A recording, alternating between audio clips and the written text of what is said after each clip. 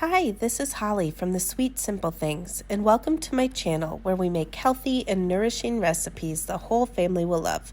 Make sure you hit subscribe to see all the latest recipes. Today I'm going to make a healthy Christmas cookie. This is my healthy molasses oatmeal gingerbread cookies. There's a link to the recipe with all of the measurements in the video description. So I start by measuring out my whole wheat pastry flour and setting that in a bowl. Then I add my oats to a blender and I blend them for about 8 to 10 seconds to make kind of a half oat flour, half oat flake mixture for the cookies.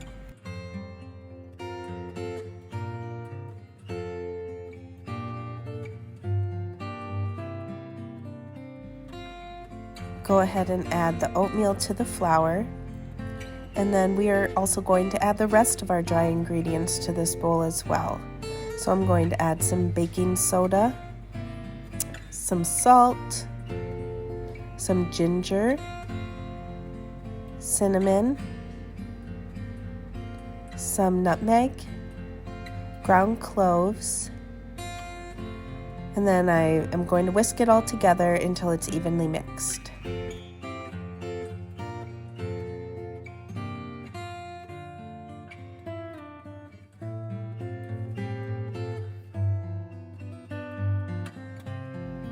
Now into the bowl of my stand mixer, I'm going to add 1 stick of softened butter. I'm using salted butter here. And then I'm going to add my dark brown sugar, which is my favorite type of brown sugar to use in cookies. And then some white sugar as well. And I'm going to cream these together for a couple minutes until they are smooth and creamy.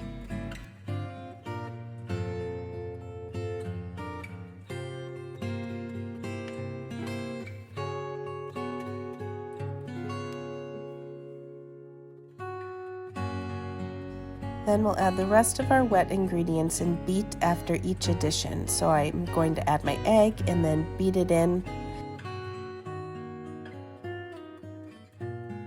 Then I'm adding my molasses. Don't do what I did. Stop your mixer and add it. That was a mess.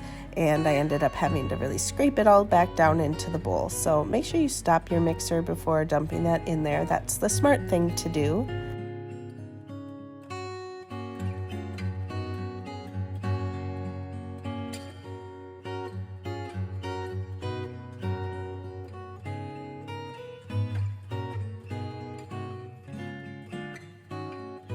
Then I'm adding some applesauce. This is what I'm replacing part of the butter with in this recipe. And then some vanilla.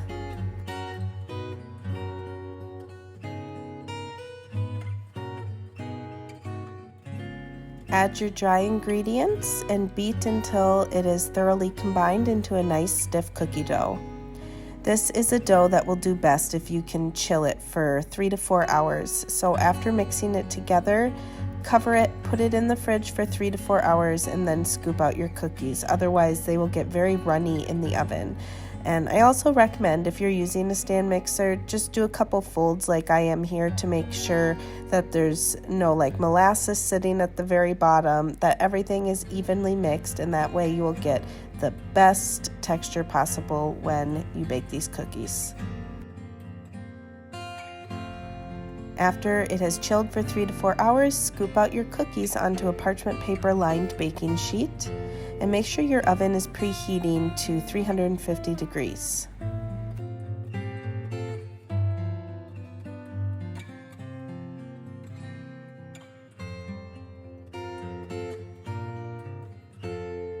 Bake at 350 for about 12 to 14 minutes until the cookies are fully set. They will be soft in the middle, but they should have some light cracking on top.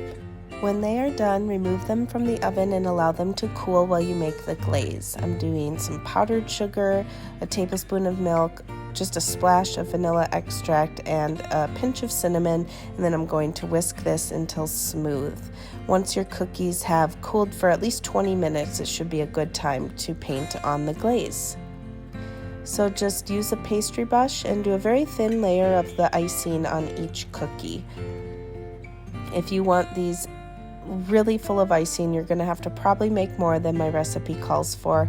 I am using enough to do a light glaze on each one, but I think it's the perfect amount, and these cookies are absolutely delicious. It is definitely a new favorite here, but these are a healthier cookie, so just keep that in mind when you're eating them, but they're great to balance out a really sugary and heavy cookie tray. They're very soft and chewy, and we love them.